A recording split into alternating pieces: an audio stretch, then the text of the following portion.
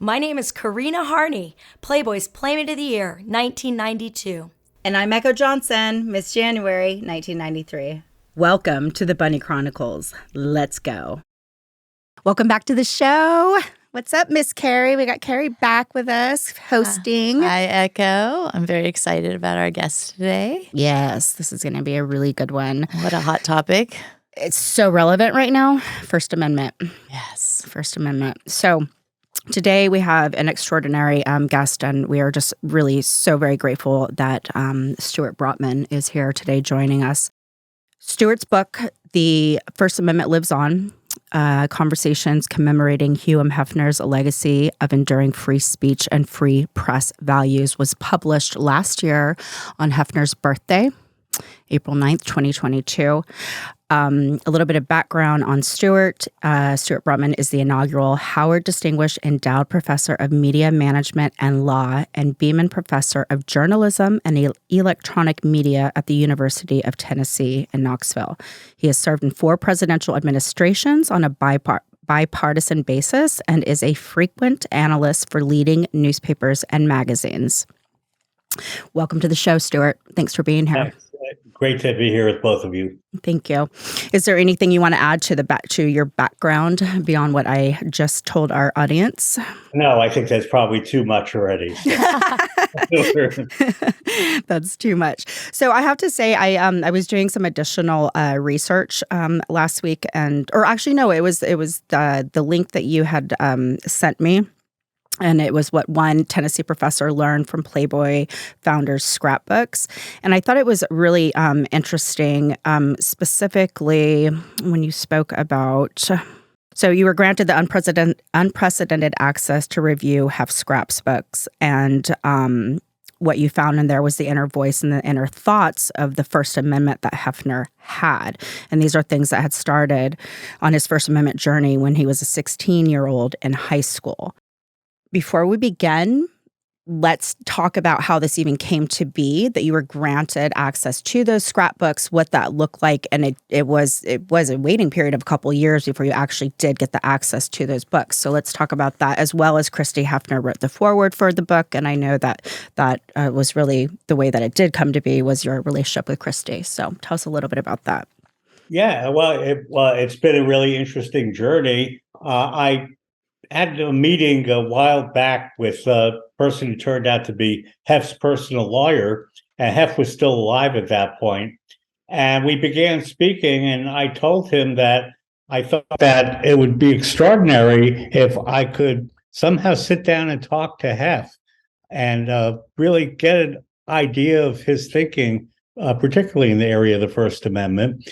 And then this person also mentioned that Hef had collected scrapbooks. And that was the first time I really heard of those scrapbooks. And it turned out, as you said, beginning when he was 16, when he was a high school student at Steinmetz High School in Chicago, he began what was pretty common at the time, which was a hobby that people had called scrapbooking, where people would basically every week or whenever they wanted to, they would cut things out and they would assemble them in scrapbooks. The big difference with Hef, obviously, is that he did it for 75 years. Right.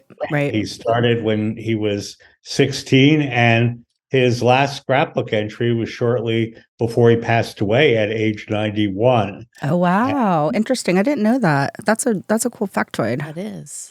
And of course, he earned the accolades of the Guinness World Records as the single most prolific scrapbooker in history. That's right. So he compiled 3,000 scrapbooks over that period of time.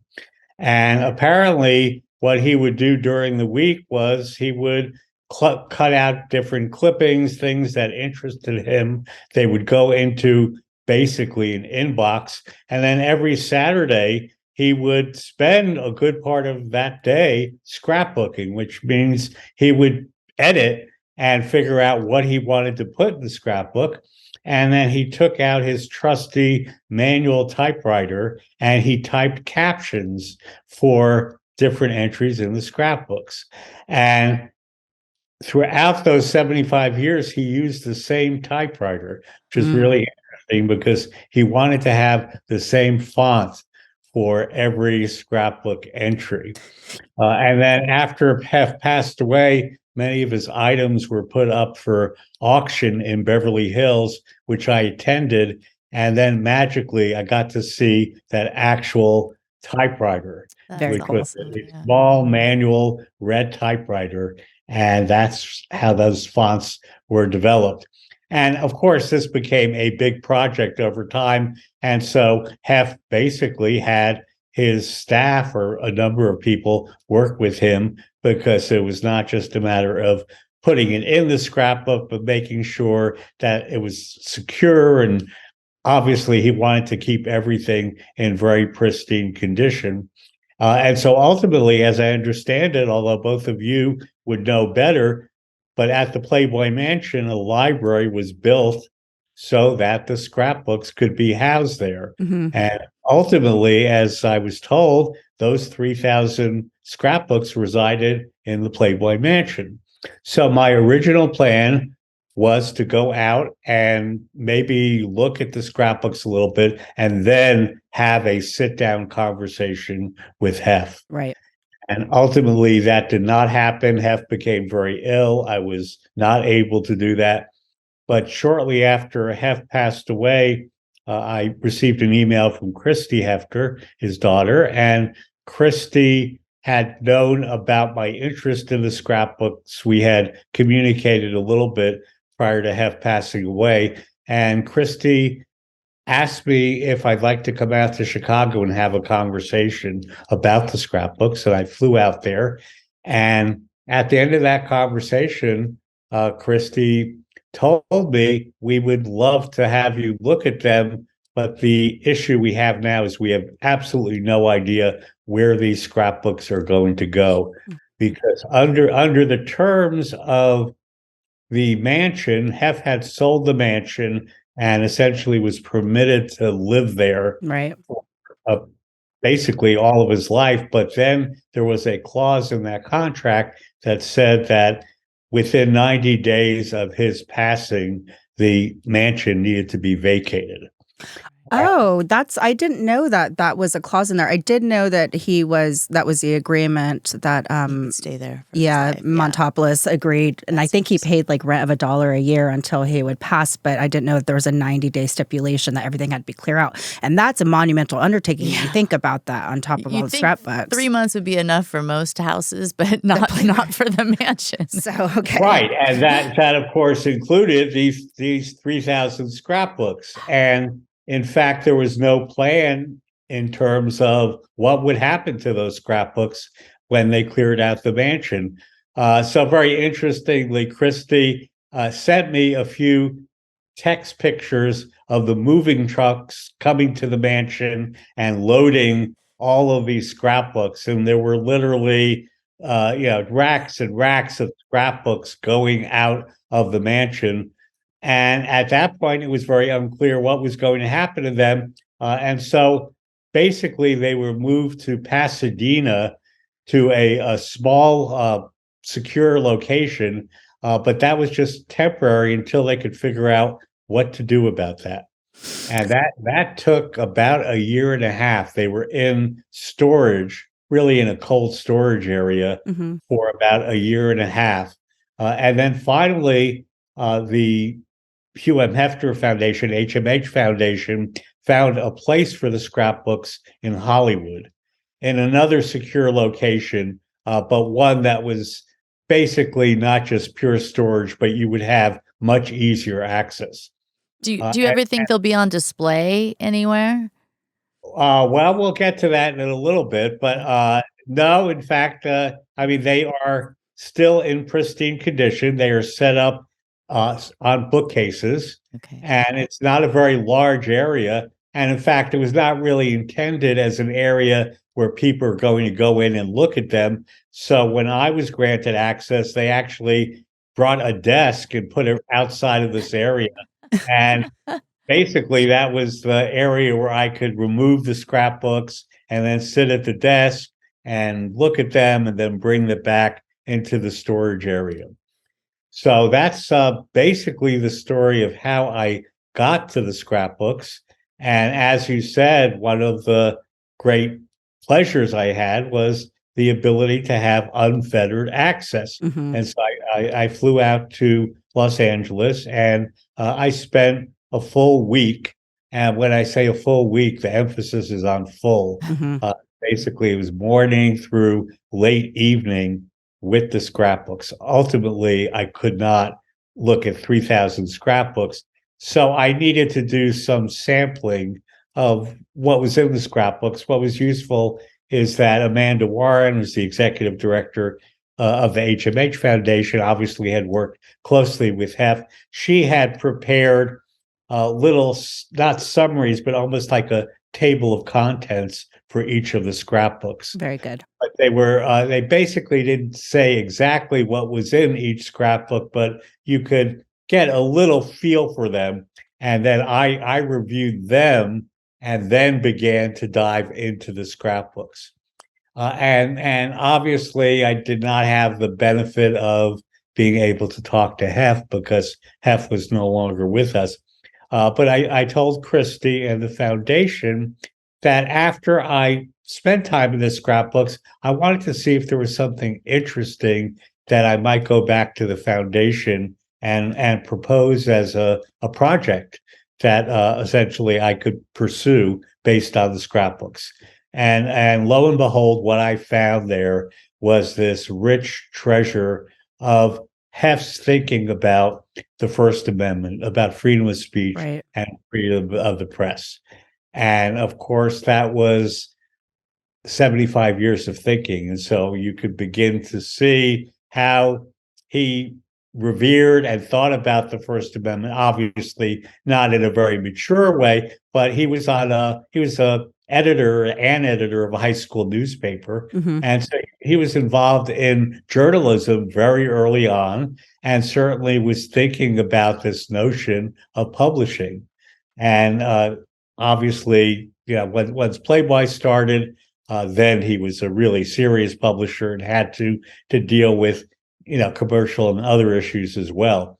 So what I found there was that Hef really had a lifelong, not just passion, but he really had what I call a DNA for the First Amendment. Sure. This is part of who he was, part of what he thought about, and some of it was reflected in his commercial endeavors in Playboy. Some of it was not. Some of it were just things that he thought about and held very dear to his heart.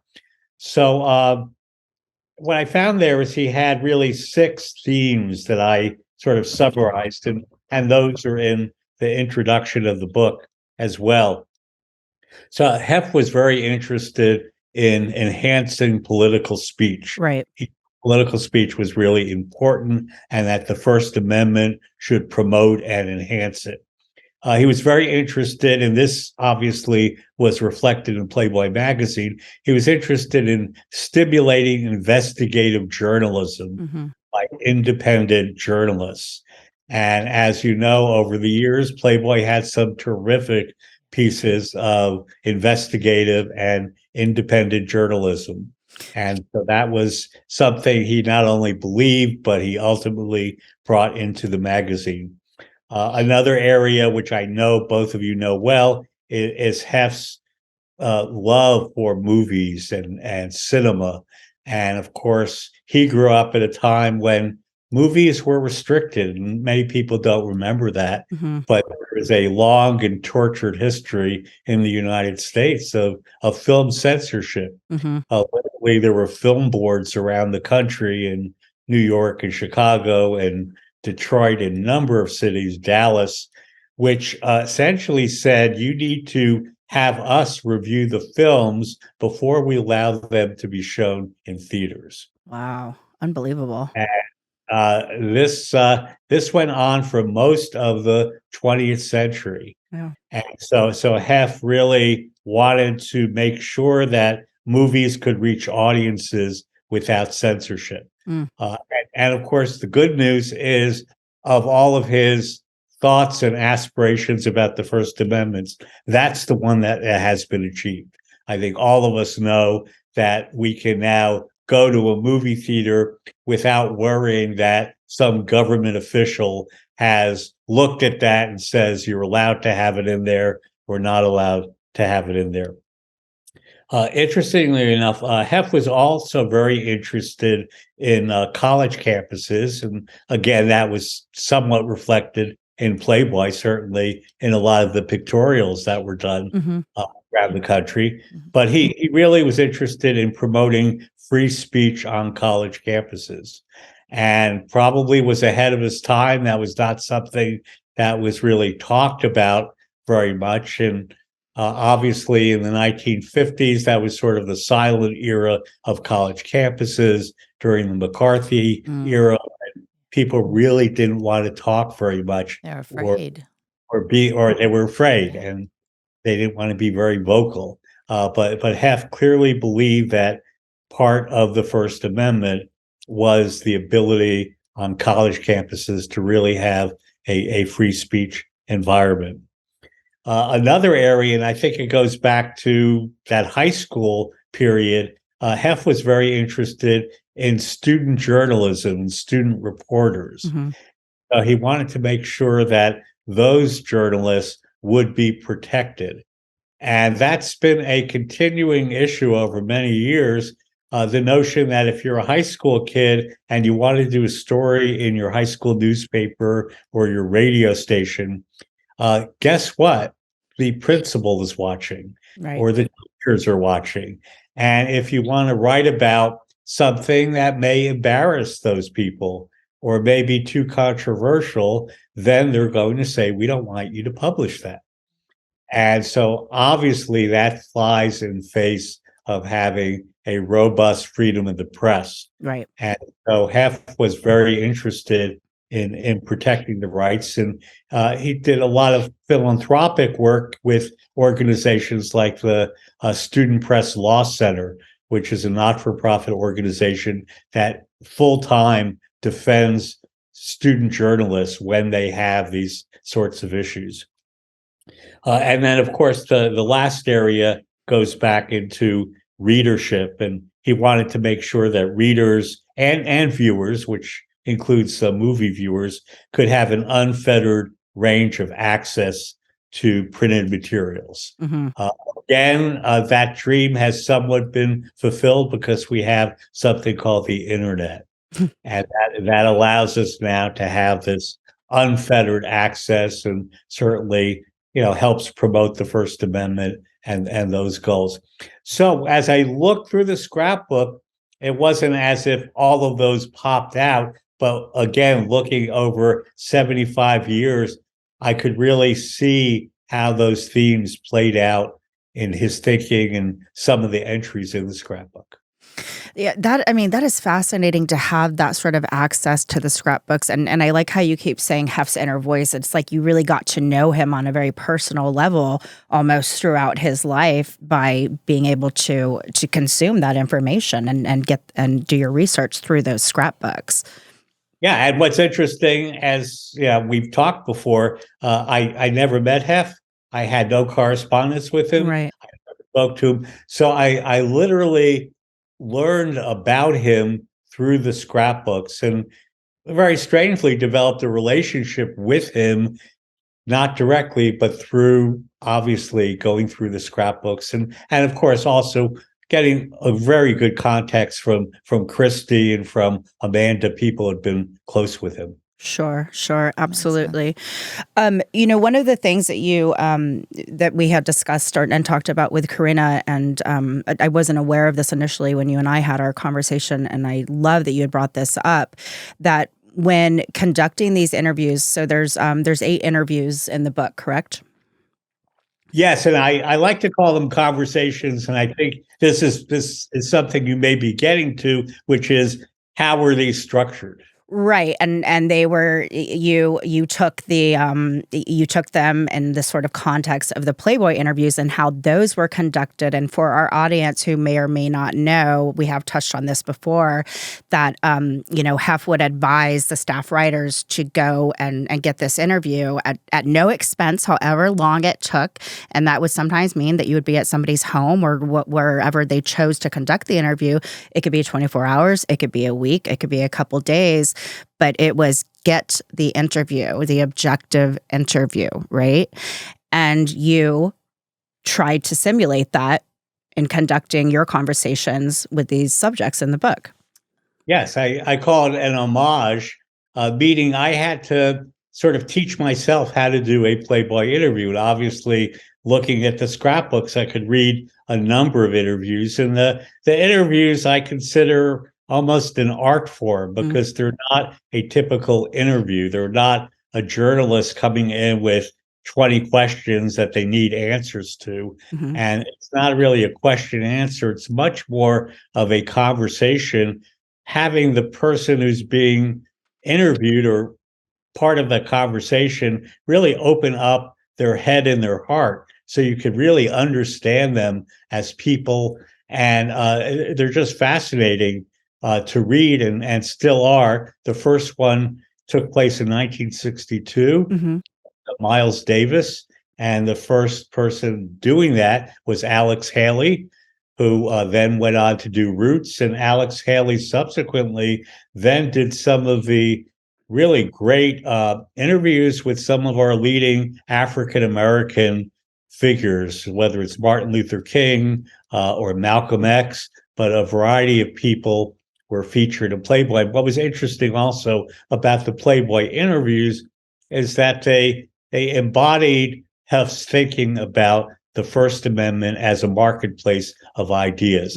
So we wanted a wide range of people to be interviewed for Playboy, even if they didn't agree with him politically or socially or culturally. And in fact, many people didn't. But he had this incredible range of people. I have a brief list here. So he had Bob Hope and Clint Eastwood and Jimmy Hoffa, the labor leader, and George Wallace, who was the segregationist governor of Alabama, and Anita Bryant, who was the anti-gay crusader, and Madeline Murray O'Hair, who was the head of Atheists for America. Right. And George Lincoln Rockwell, who was the head of the American Nazi Party, and then Jimmy Carter, who of course became president, and then Betty Friedan and Germaine Greer and Camille Paglia. So it's just this extraordinary range of people that were able to really express their views in an unfiltered way and in a deep way. So again, it was not just give us a couple of sound bites and we'll put it on the page. Controversy always. I mean, he was always considered a controversial figure, and whether or not you may or may not agree with him or his lifestyle, he lived it the way that he did, and that always was conveyed in the journalism and the caliber of journalism that was in Playboy from the beginning to the end. I mean, it speaks for itself. I have a question for Stuart. What do you believe is the most crushing First Amendment issue right now, and what do you think Hef would be the most disappointed in? Well, I think it's a cultural issue, not a legal issue. I think basically we talk about the First Amendment, but we don't live it as a culture. I think one thing that Hef did, obviously, is he changed our culture in so many ways, in the way we thought about sexuality and a variety of different matters. And I don't think we have quite gotten to the point where we have a similar culture where people either understand or revere the First Amendment in that very deep way, in the same way that Hef did, and hopefully I do, and other people as well. And so I think probably the biggest challenge is we need to have sort of a massive cultural shift so that people do that. And some people say, well, we need to do this through civics education. So when kids go to school, they learn about the First Amendment.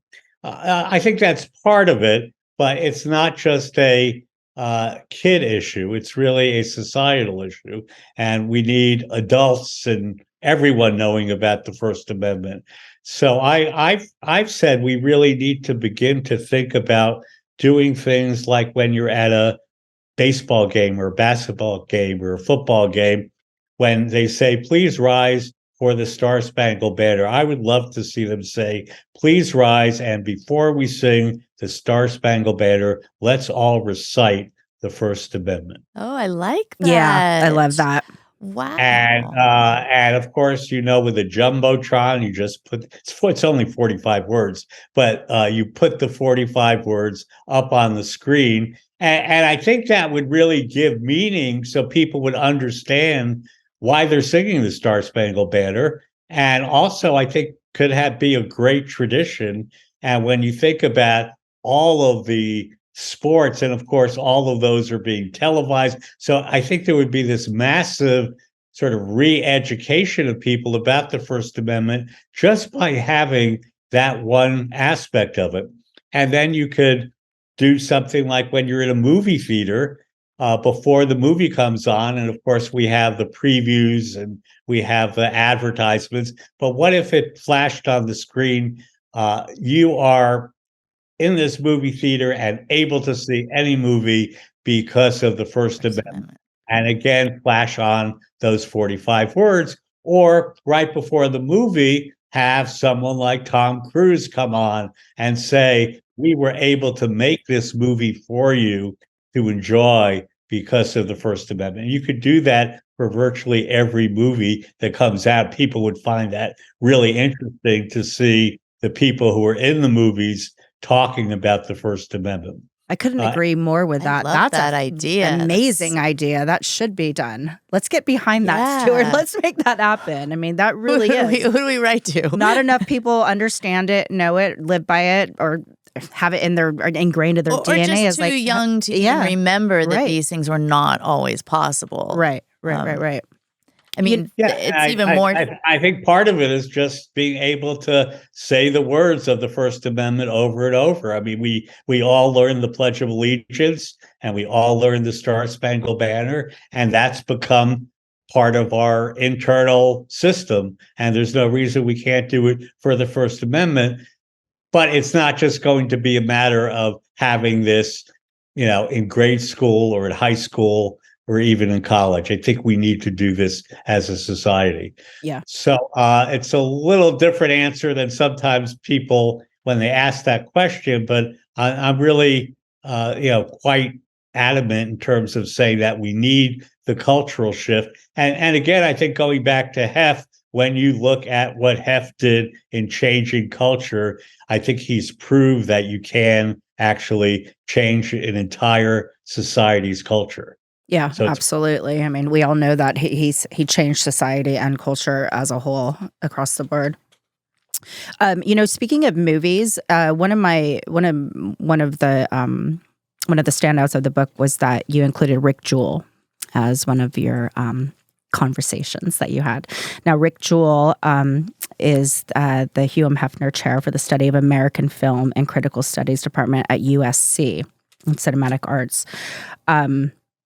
Rick was did he teach the censorship in film at USC, or was he? Yes, no, Rick is one of the great scholars of film censorship. Okay.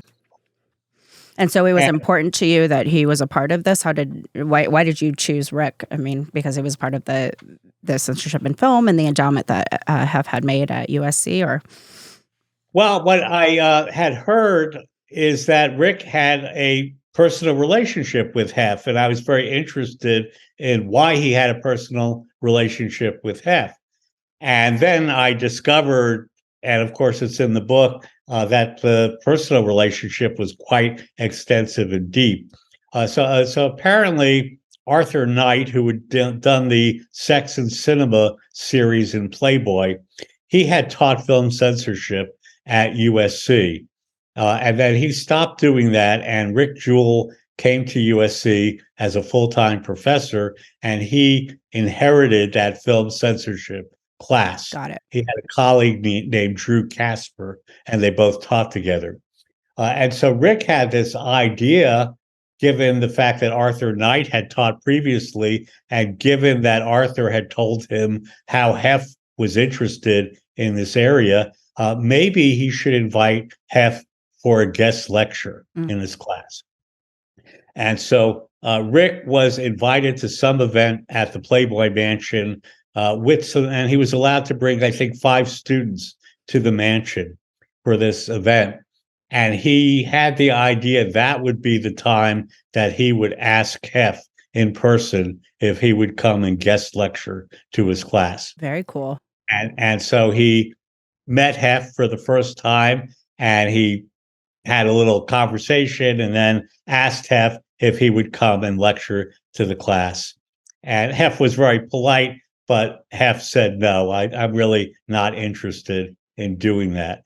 And Rick was a little crestfallen. He went to his students and told them, I just invited Hef, and unfortunately he's busy and won't be able to come. And then the students had the idea that maybe they should invite him. So those 5 students then, I guess, got into a conversation with Hef and said, we really would like you to come to our class. Right. And Hef said, absolutely, I would love to do it.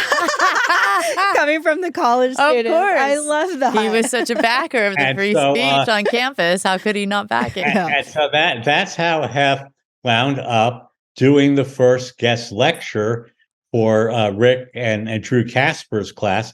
So he came there, and it was the last class of that semester. And it turned out to be just an extraordinary moment for the students, not just in terms of learning the history and some of Hef's experiences with that, but Hef basically said, we can talk about anything you want to talk about in any area, and I will be completely candid with you.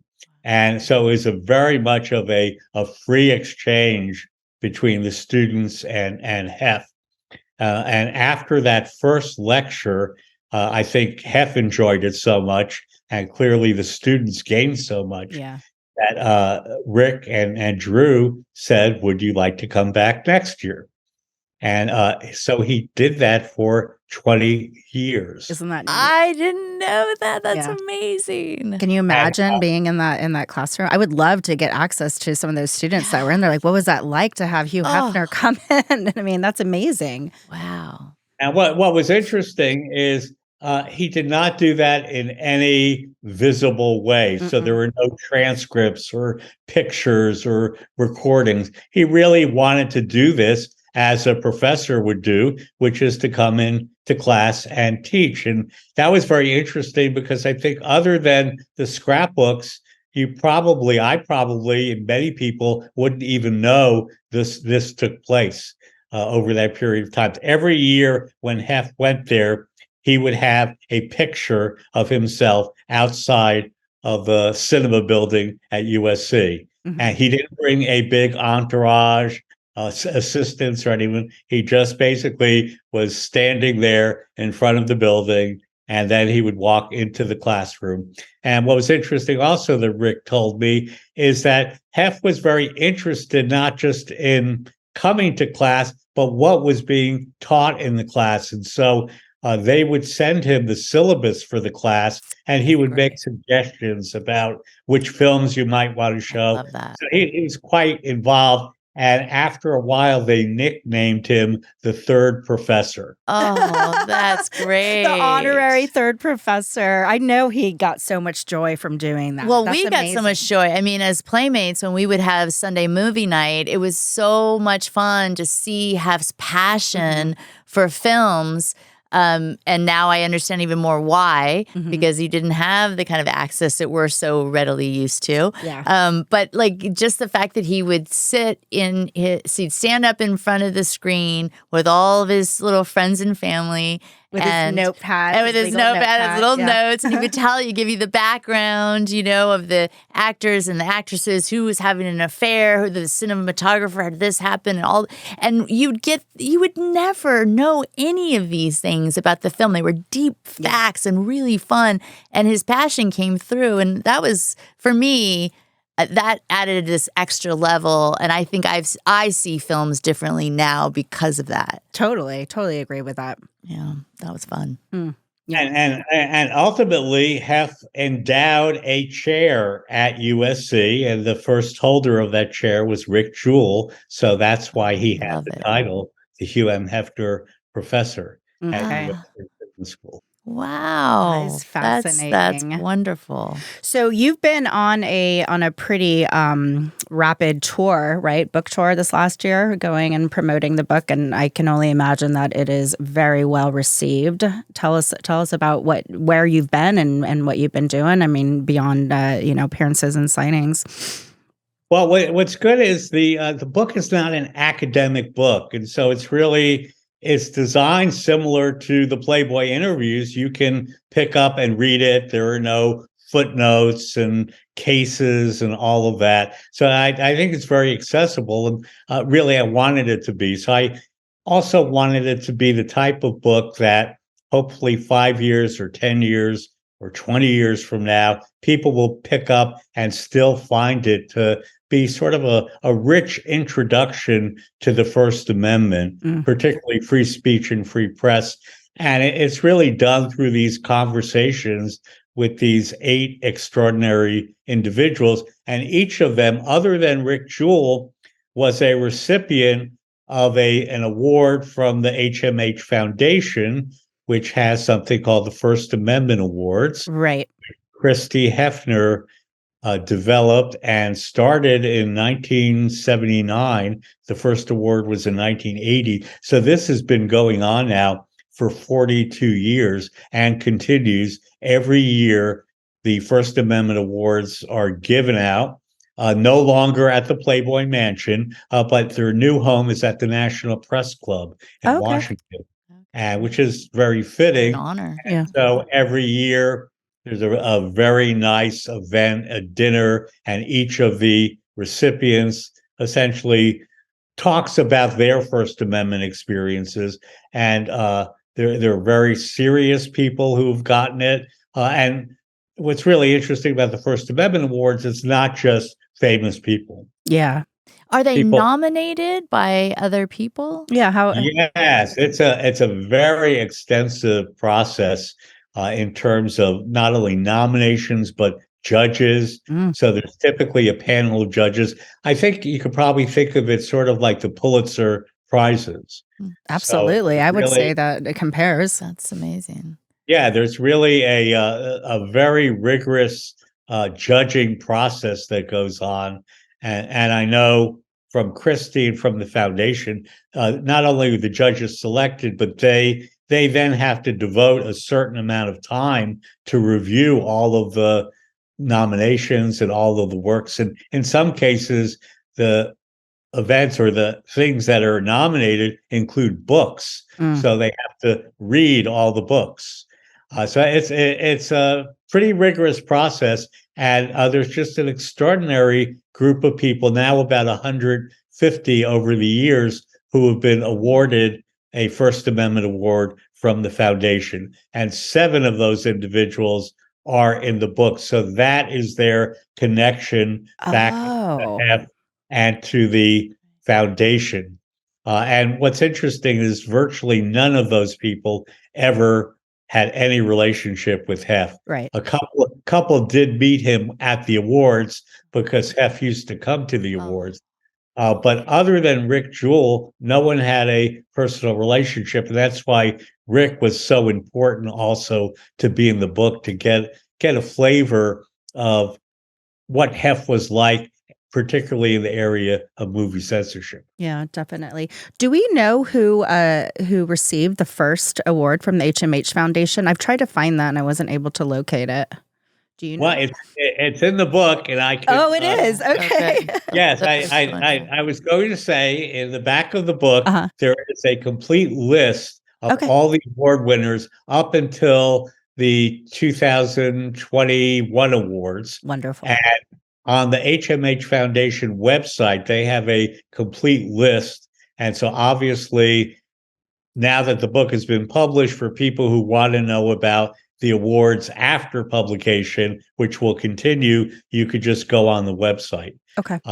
And again, sometimes I spend quite a bit of time talking about the people who have won the awards. Many of those are teachers or librarians or whistleblowers, people essentially who have their own, what I call profiles in courage. They stepped forward and said, we want to defend the First Amendment. Mm-hmm. So I'm curious, obviously librarians must be very concerned that is it their duty to edit or protect the library? I mean, it's obviously it's a threatened.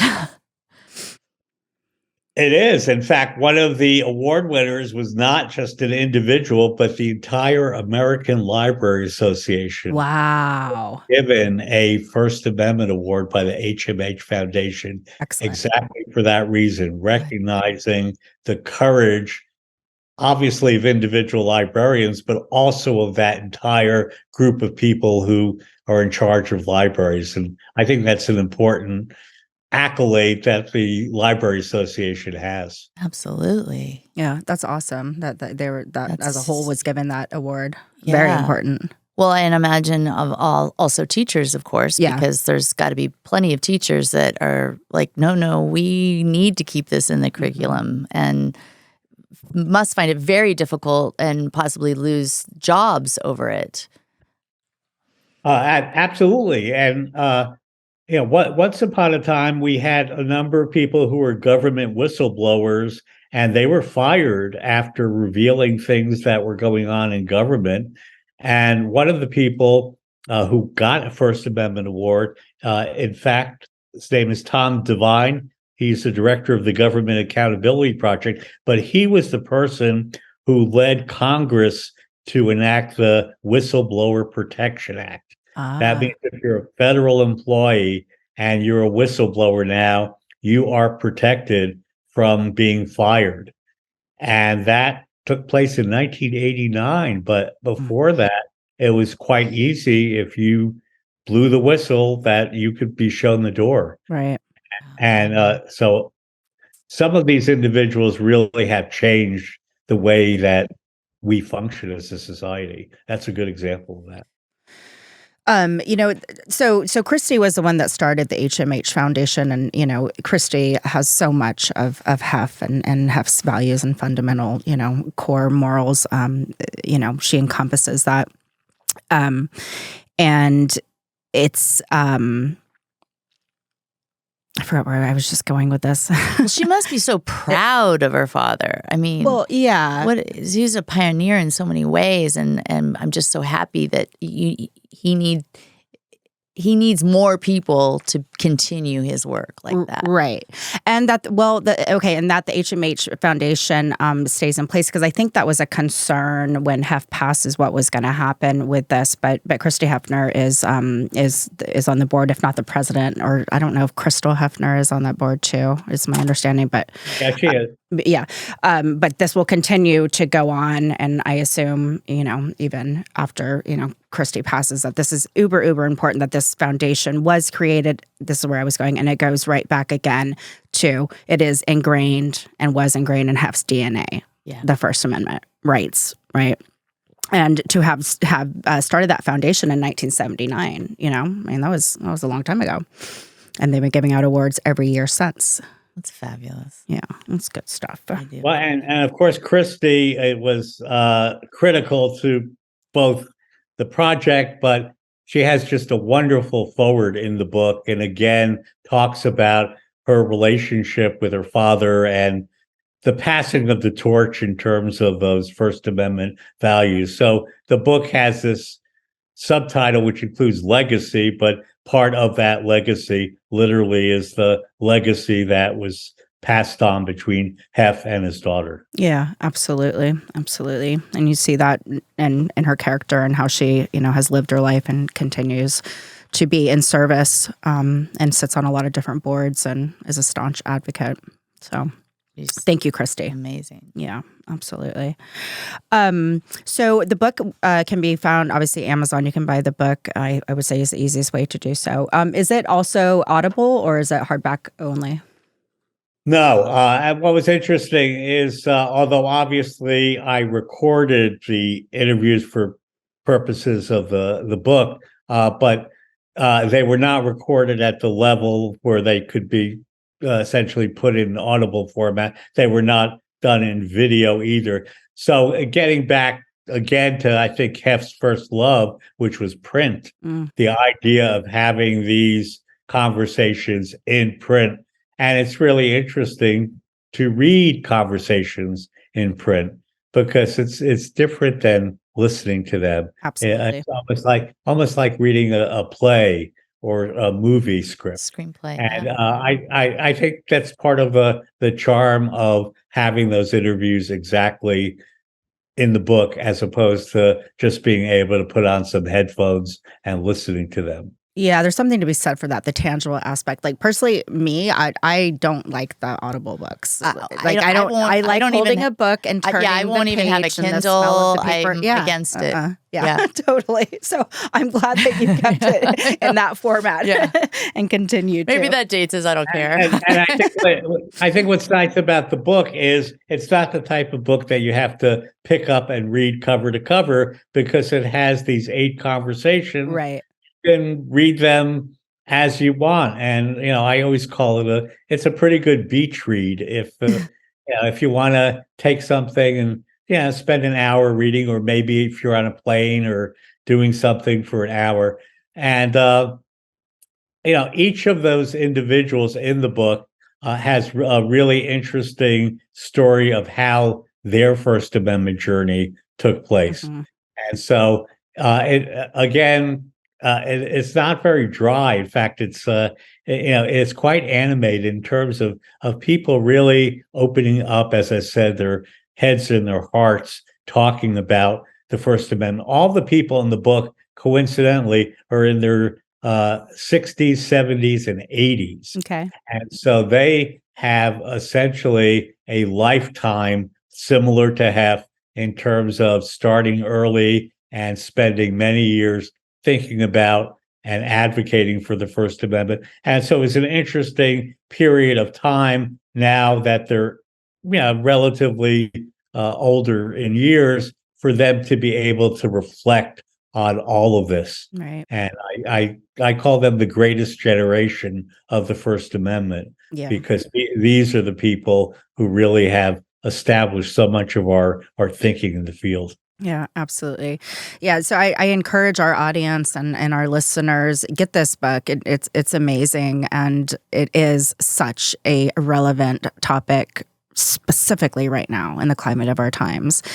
And just going back to what Stuart was saying at the beginning, I mean, I love that idea if we were to recite our First Amendment rights at the beginning of every huge gathering, because people don't, and kids don't know about it. I have my daughter in here with me, and I'm looking at her, and she's 11. It's not something they teach in school. They don't teach, you go through the Constitution, sure, but is it something that you really hone in and you understand? I don't think so. Well, you can't understand how important it is to protect it if you don't really know it. If you don't understand it. Exactly. And it can go away if we're not careful. Yeah, exactly. So yes, to our audience, get this book, The First Amendment Lives On. Again, you can find it on Amazon. You can go Barnes & Noble, bookstores, whatnot, but I definitely encourage you to get this book and read it, and it is a great read. Fascinating. Carrie, you'll have to get yourself a copy. Oh, I'm so excited. I'll tell you what, Stuart. In return, Gary will send you an autographed picture, and we'll get her a book. Okay, good. Does that sound like a plan? It's so many notes and so many questions. It's really hard to focus in on it, because it really is. I'm afraid right now of I think everything that's going on, and knowing the history really helps you to know what you need to do. And I love your idea, Stuart. Honestly, that's a fabulous idea. I would think that would catch on like wildfire if we were somehow to start that. Yeah. I mean, why not? I hope so. I mean, sort of on an optimistic note, the title the First Amendment lives on, basically says that we will endure. Obviously, we need to be vigilant. We need to continue to talk and advocate and do things to support the First Amendment. But I think I'm relatively optimistic that we are going to continue to revere free speech and free press as part of our society. And if we don't, then we really won't have the society that we want. Yeah. And we have a little piece of that. I mean, if we didn't have these rights, and part of HEF granted us, helped to protect these rights, we wouldn't be here. We wouldn't be Playmates. There would never be a Playboy magazine. All of these things. It would certainly be a different world. I mean, can you imagine a world without without Hugh Hefner, without Playboy? I don't know what it would look like, but it certainly wouldn't be as much fun. Our lives would have been drastically different, right? I can't even imagine what it would have been. No. Do you have any other questions for Stuart? I mean, I could do another hour. I know.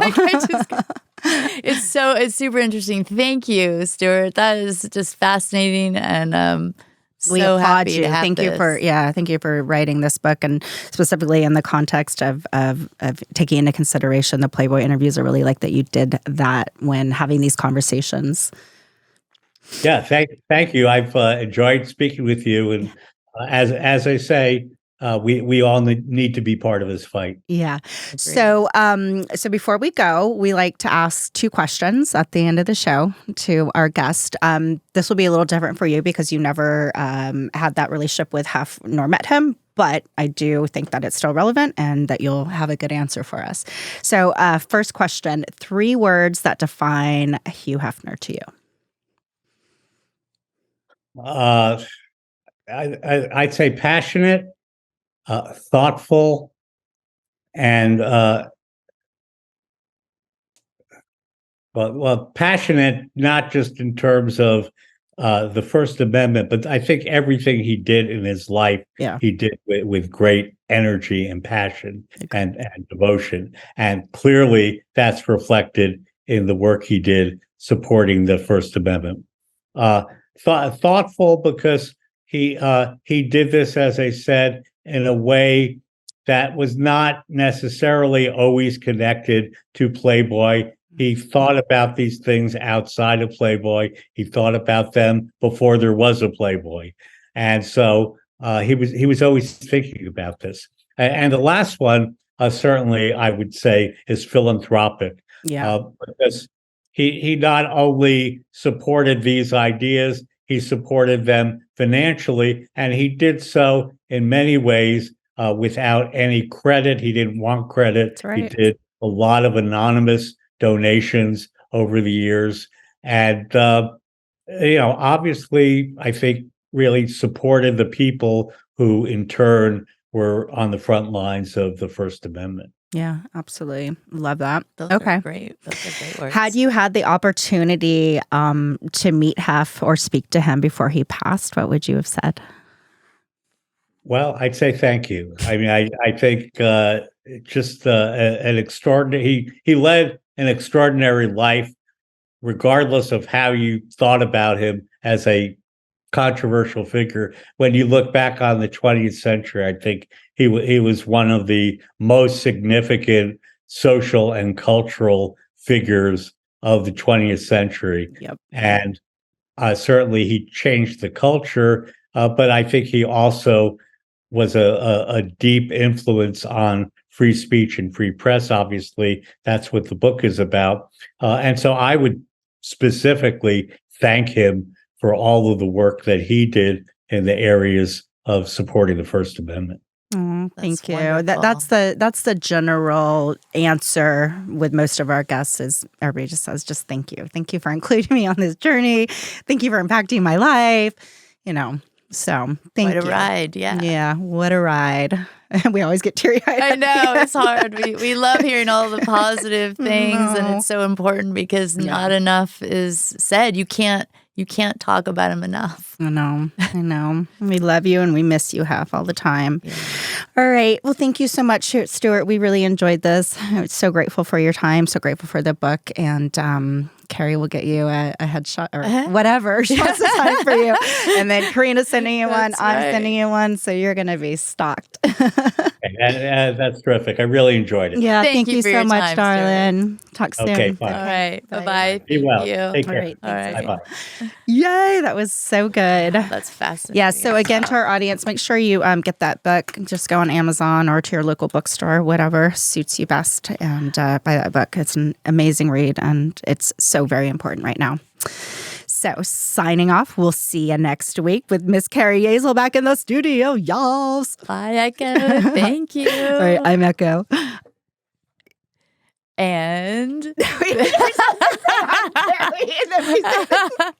you were waiting for me to say the end part. No. So, okay, I'm Echo. And I'm Carrie. And this is The Bunny Chronicles. See you next week. Bye.